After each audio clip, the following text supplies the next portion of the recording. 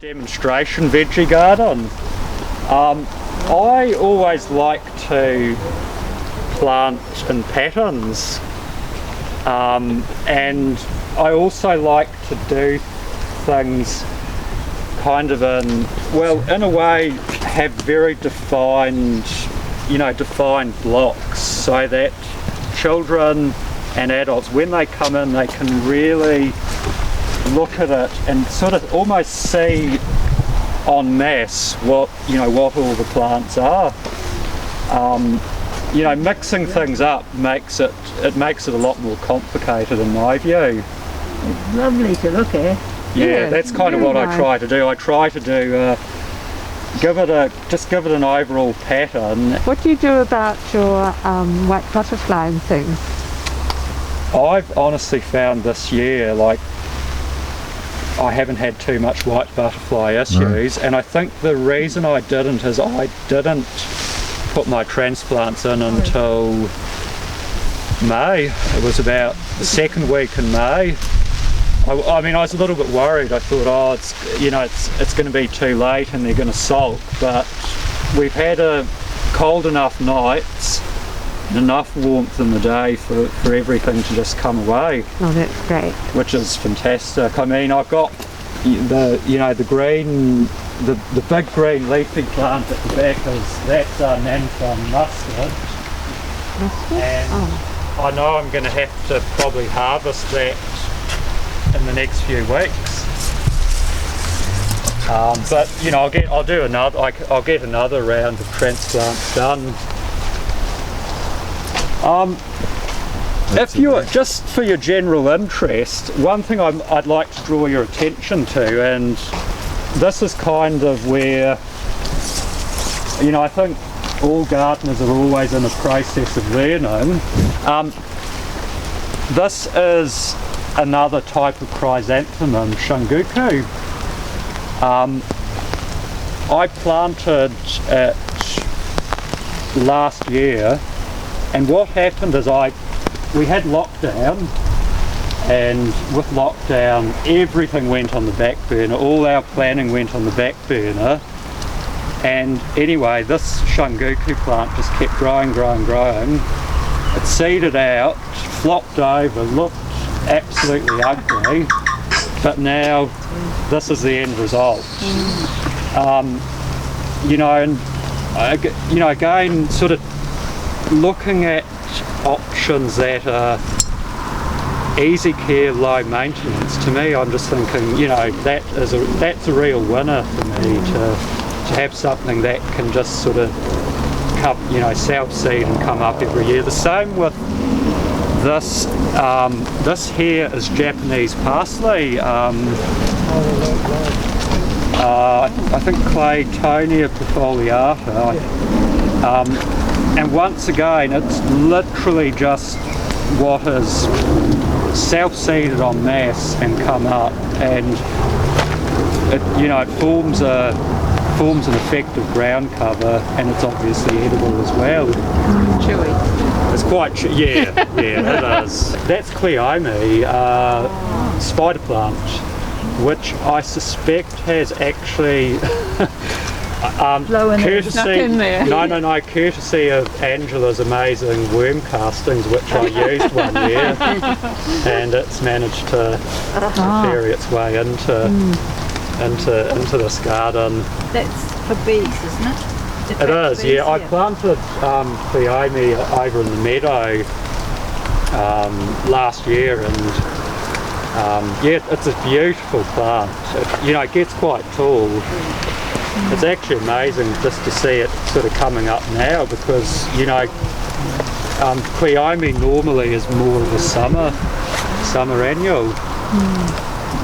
I mean, the Shunguku is, when it comes up in flower, it looks really nice. What colour's the flower? You can eat that?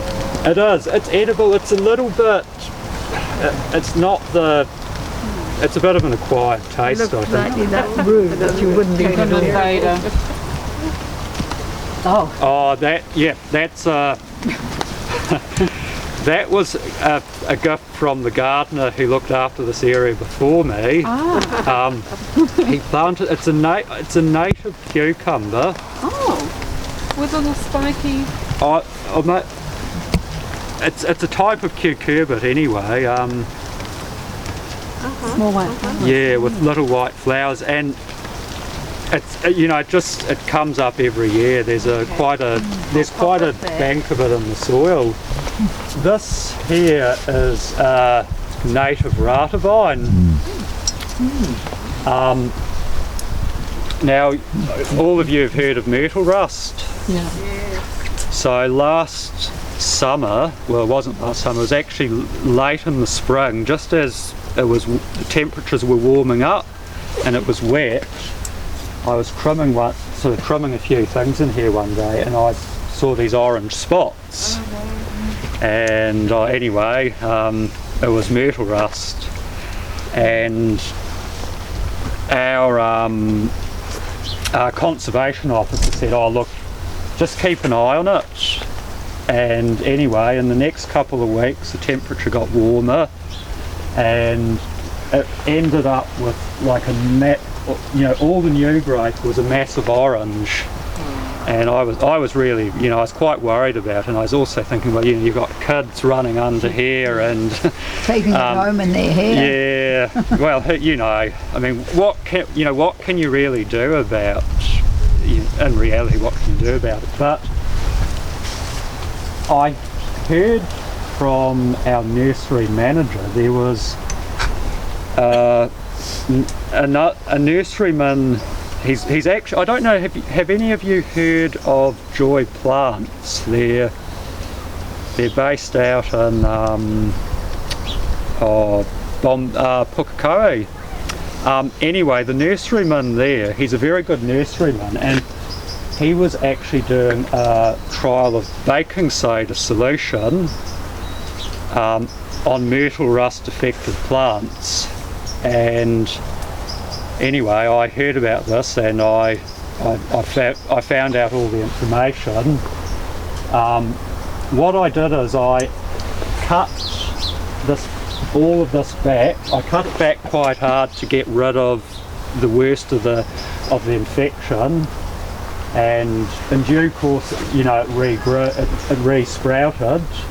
And over the summer, I've done probably every 2 or 3 weeks, I've done a solution of baking soda, and this is what we've got now. So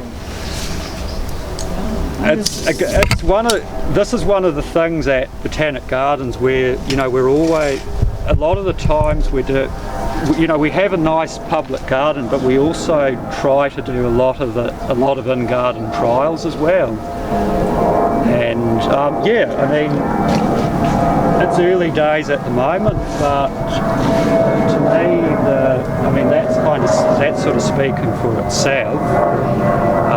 Did you need to put any spreader sticker or anything? No. So the baking soda being sort of quite sort of alkaline, and it actually sticks quite good. What's the concentrations that they use? Yeah, so concentration was 1 cup of baking soda to 5 litres of water. 1 cup of baking soda to 5 litres. And the other important thing is to try to apply it early in the day. Right. So, you don't want to do it in full sun because, it's obviously, it is a little bit sort of slightly caustic. Right, yeah. Does it clog up your sprayer?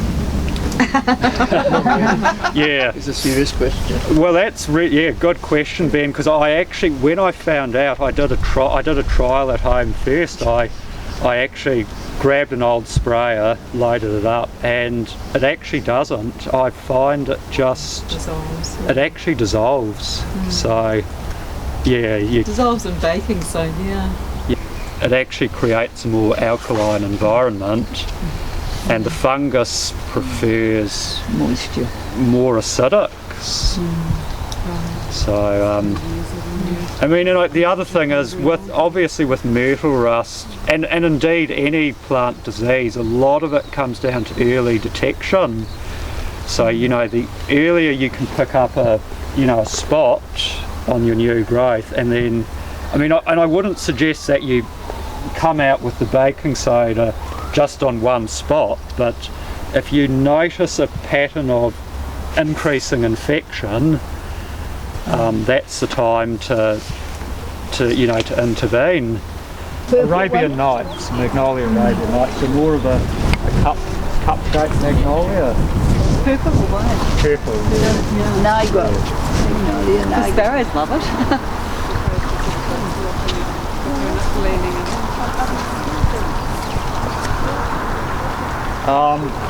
Perhaps another, just before we go to the orchard, another plant of quite a bit of interest to our visitors is this dinner plate fig. Wow, it is Wow. fantastic. Wow, and the big figs too. Yeah, massive. Wow. Yeah, massive. Oh, is fig. that the fig? Is it a fig?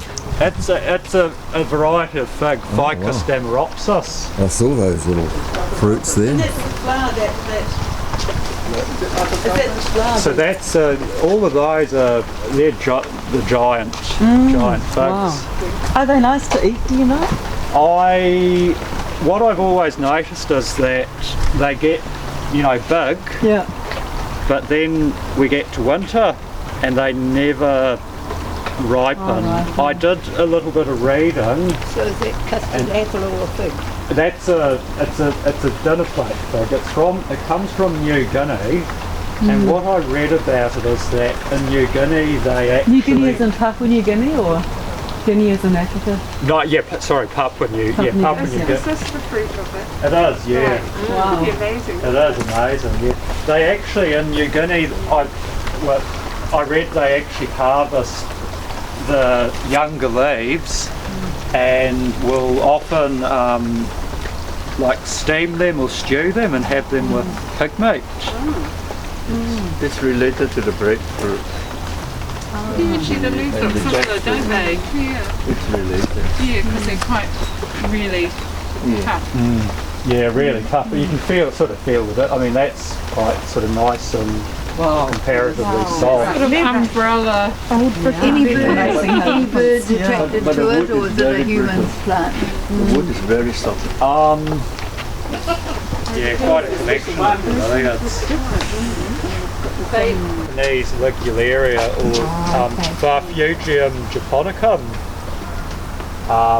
Common name, and I think it's the easiest way to remember them, is tractor seat pants. So think of a tractor seat, and Yes, indeed. a lot of people, a lot of my colleagues have tried and failed. It likes to grow sort of on a riparian or river edge. So it likes that sort of perfect balance of not too dry, not too wet, just enough soil moisture. That's a Musa Valentino. Yes, it is. Pink ladyfinger banana. Yeah. Are they from Samoa? I think I saw them in Samoa. No, they're not.